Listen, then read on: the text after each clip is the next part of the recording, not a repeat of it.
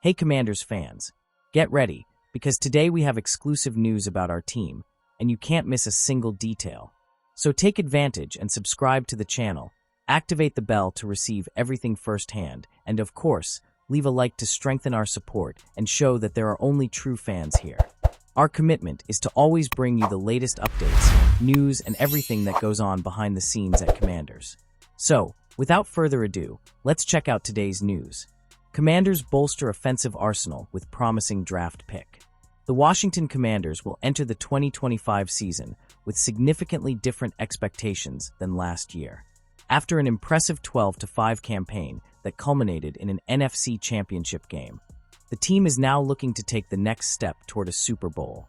Demonstrating an aggressive approach in free agency, the franchise has bolstered its roster with high-profile acquisitions, such as wide receiver Deebo Samuel and offensive tackle Laremy Tunsil. These moves clearly signal the team's intent to compete for the NFL title. With the draft approaching and the 29th overall pick in hand, the Commanders have several strategic options to further strengthen their roster. In his most recent mock draft, NFL.com's Charles Davis projected Washington to add talented Ohio State wide receiver Emeka Egbuka to its offense. According to Davis, the young prospect's arrival would help solidify a new level for the team's receiving core. The wide receiver room is undergoing a major transformation in Washington, Davis said. The movement started with the trade for Deebo Samuel, and Egbuka will quickly prove that he is a reliable player for quarterback Jayden Daniels. With Terry McLaurin and Deebo Samuel occupying the WR1 and WR2 positions, the receiving core still lacked depth and firepower behind them. Currently, Noah Brown and Luke McCaffrey are on the roster, but they are not star players. However, Egbuka's arrival raises the bar for the area, giving offensive coordinator Cliff Kingsbury a dynamic piece for the slot. Egbuka is known for his ability to run routes with precision and his sure hands, traits that could help him establish a quick connection with young quarterback Jayden Daniels. In addition to being a threat in the short and intermediate game, he also has the speed and body control to become a reliable option on explosive deep plays. If this projection comes to fruition, the Commanders will have a trio of high-level wide receivers in McLaurin, Samuel, and Egbuka, making the offense extremely difficult to guard. Having three dynamic and versatile targets would expand Daniels' playmaking options and create constant challenges for opposing defenses. Commanders select differential in latest mock draft. The first wave of NFL free agency is over, which means it's time to focus on the 2025 NFL Draft in April. This week, the staff at Last Word on Pro Football released its latest mock draft for 2025. The team has 32 picks for every NFL team that has a first-round pick. With the number 29 pick, the Washington Commanders are projected to select Ohio State offensive tackle Josh Simmons. Simmons is one of the highest-rated prospects at his position and would give the Commanders a big boost in the trenches. At the same time, all eyes are on Washington after the team had its best season in 33 years. Commanders select differential in latest mock draft. Josh Simmons' background.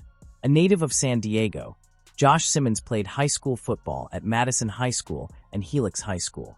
He began his college career at San Diego State, where he was redshirted in 2021.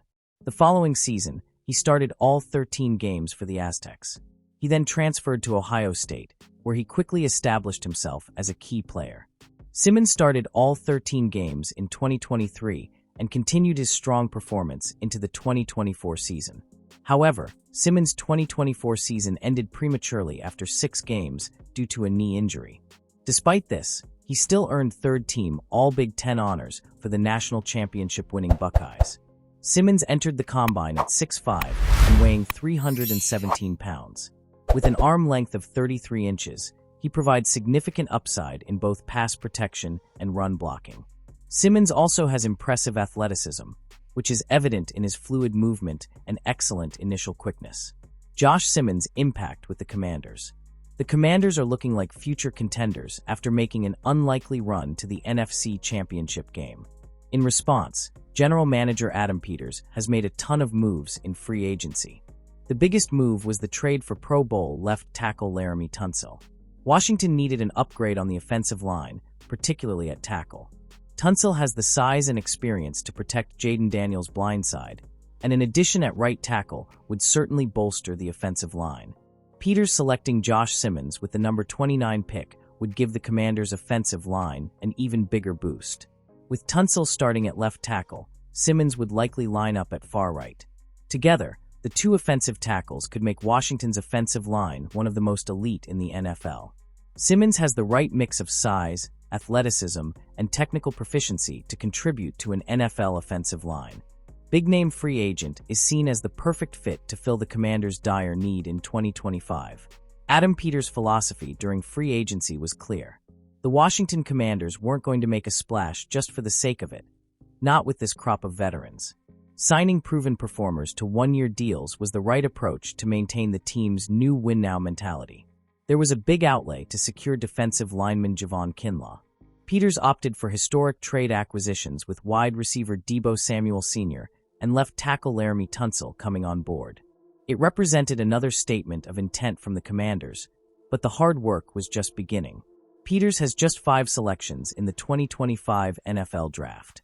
Maximizing every asset is crucial, but there's also enough money left over to dip into the free agency pool again if the right opportunities present themselves. The Commanders are a competitive team and an attractive destination once again. Those who remain on the market would likely jump at the chance to join Dan Quinn in Washington, so it's not a bad position for Peters to be in. Finding the right player to fit into the culture shift is a trickier proposition. Still, fans are confident they have the right front office structure in place to keep things on a positive trend.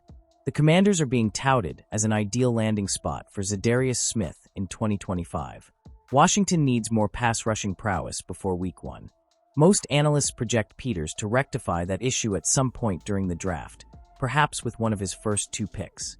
However, Daniel Valente and Brendan Deeg of The Score praised a productive free agent who fits the mold of acquisitions the Commanders made this offseason. The analysts thought Zadarius Smith would be a good short-term solution to that problem, especially after Dante Fowler Jr. left in free agency for the Dallas Cowboys. He's still productive at 32, so there are far worse paths the Commanders could take, that's for sure. The Commanders lost Dante Fowler to the Cowboys in free agency after he led the team in sacks last season. Zadarius Smith can provide a veteran presence up front, and he still has plenty to offer even at 32. He totaled 9.5 sacks split between the Browns and Lions last year. Daniel Valente and Brendan Deeg. Smith had to pivot quickly after being traded to the Detroit Lions before the 2024 deadline. He showed dominance as a pass rusher again, albeit with less explosiveness than during his prime. Washington may be waiting until after the draft to see where things stand, but there's plenty of merit in signing him early to give Peters some extra freedom. The Commanders have very few, if any, edge rushers who strike fear into the opposition. Frankie Luvu is the most dynamic, and he's a linebacker who deploys in blitz packages when the situation calls for it. Dorrance Armstrong Jr. is decent, and Dietrich Wise Jr. should help, but this unit doesn't have enough to move the needle as things stand. While Smith's influence is gradually waning as the years go by, one could argue that he's an upgrade over anything Carolina has right now. Whether that's enough to get the former 4th-round pick out of Kentucky with 69 career sacks to end up in Washington is another question. Watch this space.